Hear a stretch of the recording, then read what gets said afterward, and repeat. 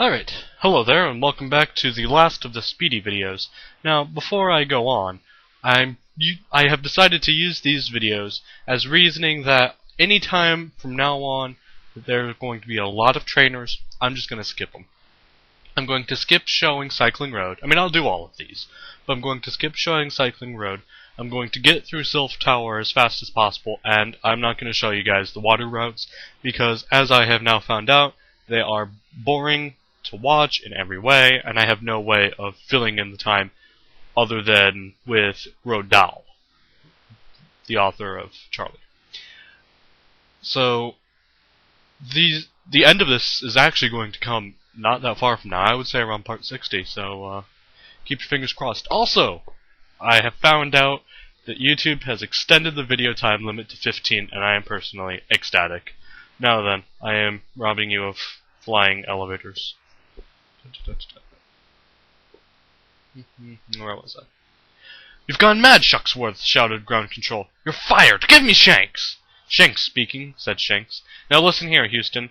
There's these 3 old birds in nightshirts floating around in this crazy glass box, and there's a funny little guy with a pointed beard wearing a black top hat and a plum-colored velvet tailcoat and bottle green trousers." "Stop!" screamed Ground Control. "Hold the phone," said Shanks. "There's also a little boy, about 10 years old." "There's no boy, you idiot!" shouted Ground Control. "That's an astronaut in disguise. It's a midget astronaut dressed up as a little boy. Those old people are astronauts too. They're all in disguise."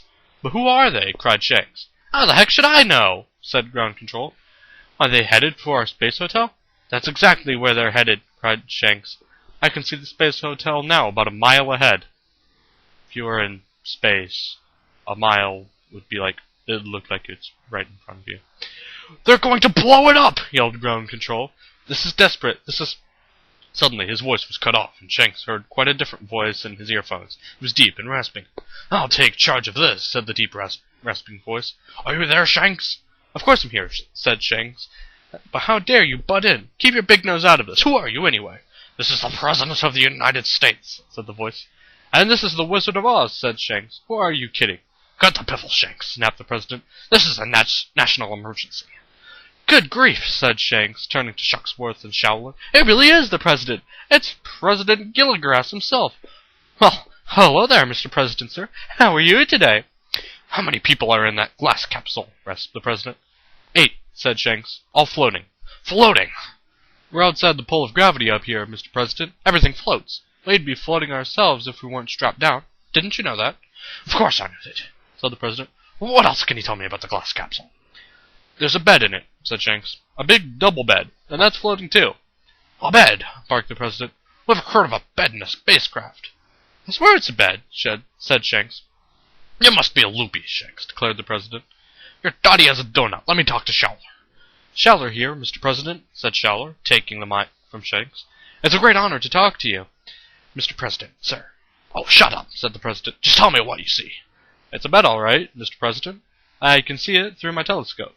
It's got sheets, blankets, and a mattress." "That's not a bed, you driveling thickwit," yelled the President. "Can't you understand? It's a trick. It's a bomb. It's a bomb disguised as a bed. You're going to blow up our magnificent space hotel." "Who's they, Mr. President, sir?" said Showler.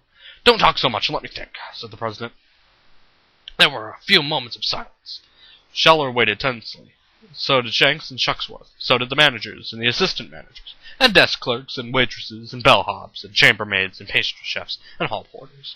And down in the huge control room at Houston, 100 controllers sat motionless in front of their dials and monitors, waiting to see what orders the President would give next to the astronauts. "I just thought of something," said the President. "Don't you have a television camera up there on the front of your spacecraft, Showler?" "Sure do, Mr. President." "And then switch it on, you nit, and let us all down here get a good look at this object." "I never thought of that," said Showler. "No wonder you're the President. Here goes." He reached out and switched on the TV camera in the nose of the spacecraft. At that moment, 500 million people all over the world who had been listening in on their radios rushed to the television sets. On their screens, they saw exactly what Shucksworth and Shanks and Showler were seeing.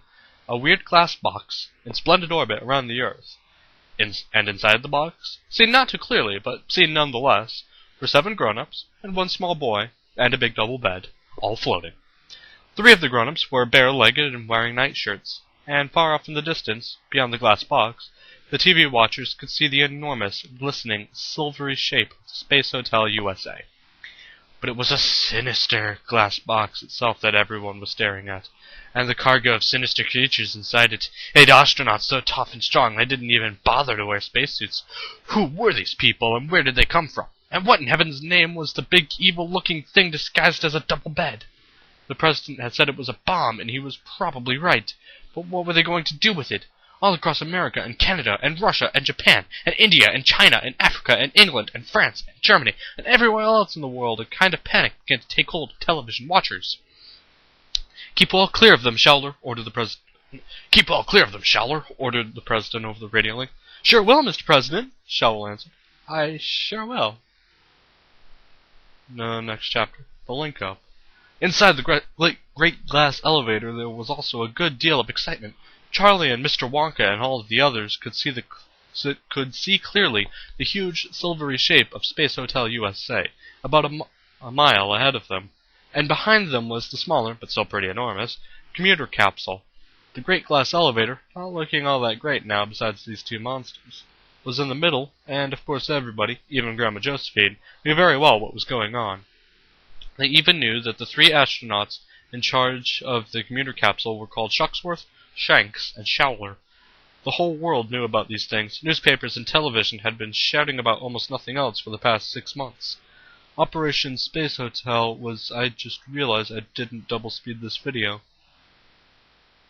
Well, it's only 10.5 minutes long. Operation Space Hotel was the event of the century. "What a load of luck!" cried Mr. Wonka. "We've landed ourselves slap in the middle of the biggest space operation of all time." "We've landed ourselves in the middle of a nasty mess," said Grandma Josephine. "Turn back at once." "No, Grandma," said Charlie. "We've got to watch it. Now. We must see the commuter capsule linking up with the Space Hotel." Mr. Wonka floated right up close to Charlie. "Let's beat them to it, Charlie," he whispered. "Let's get there first, and go aboard the Space Hotel ourselves." Charlie gaped. Then he gulped. Then he said softly, "It's impossible. You have to have all sorts of special gadgets to link up with another spacecraft, Mr. Wonka."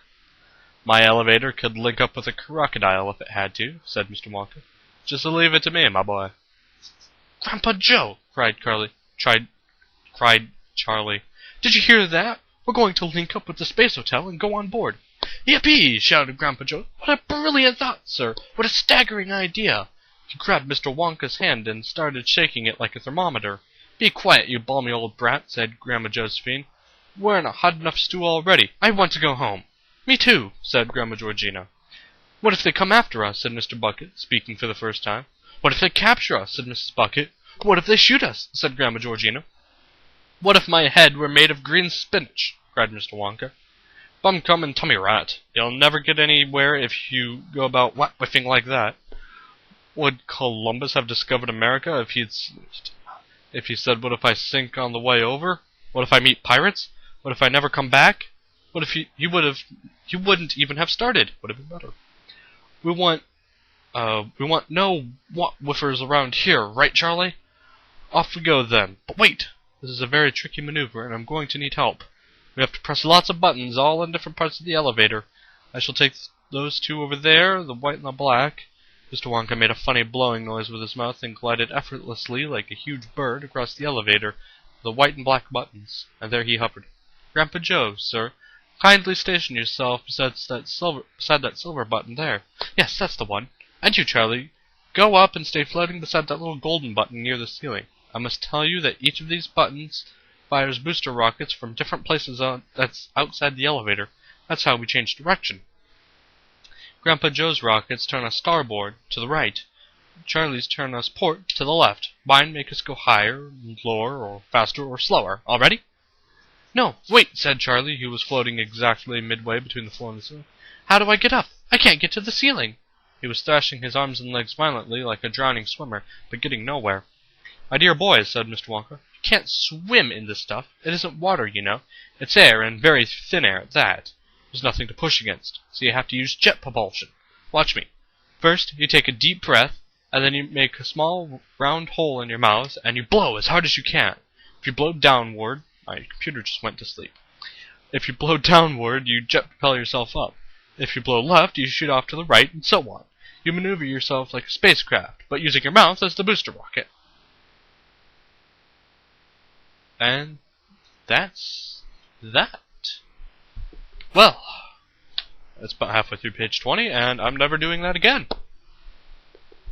See you next time.